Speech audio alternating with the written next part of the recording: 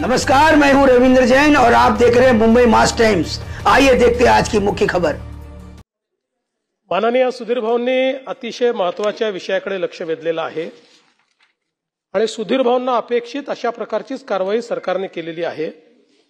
सुधीर भाऊ आतापर्यंत 3367 धार्मिक स्थळांवरचे भोंगे आपण हटवलेले आहेत आणि याच्यामध्ये मुंबईचा विचार केला तर मुंबईमध्ये 1608 धार्मिक स्थळांवरचे भोंगे आपण हटवले आहेत, ज्यामध्ये 1149 मशिदी आहेत, 48 मंदिरं आहेत, 10 चर्च आहेत, 4 गुरुद्वारा आहेत आणि 147 इतर अशा प्रकारच्या एस्टॅब्लिशमेंट आहेत।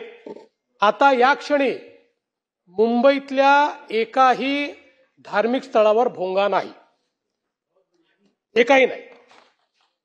त्याचप्रमाणे राज्यामध्ये 1759 धार्मिक स्थळांवरचे भोंगे हे आपण हटवलेले आहेत। या संदर्भातचा कंप्लायन्सचा अहवाल माननीय उच्च न्यायालयाला आपण दाखल केलेला आहे। त्याच्यावर उच्च न्यायालयाने सॅटिस्फॅक्शन दाखवलेलं आहे।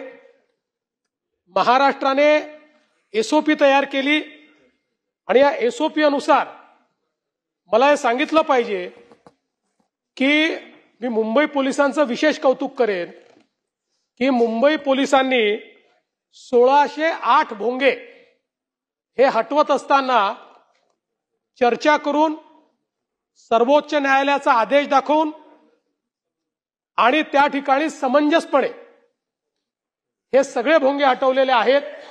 कुठेही धार्मिक तणाव नाही, कुठेही एफआयआर करायची आवश्यकता पडलेली नाही आणि आज मुंबईला भोंगेमुक्त करण्याचं काम हे आपल्या मुंबई पोलिसांनी केलेलं आहे। आपण जो दुसरा मुद्दा या ठिकाणी सांगितला की एसओपीची अंमलबजावणी करण्याच्या संदर्भात, तर निश्चितपणे ती अंमलबजावणी तर चाललेलीच आहे।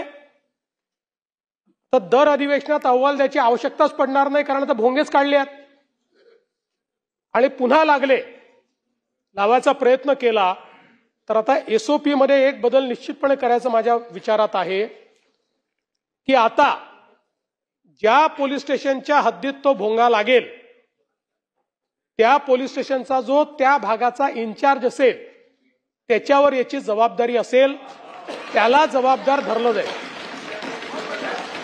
विना परवानगी भोंग्या करतात त्याला जबाबदार धरलं जाईल। त्यामुळे अहवालाची आवश्यकता पडणार नाही। आणि आपण जे सांगितलं की तक्रार करता समजा जर त्या ठिकाणी काय दंड आला, जर काही दंड आला तर त्यातला 50% दंड हा तक्रारकर्त्याला द्यायचा, सजेशन फॉर ऍक्शन।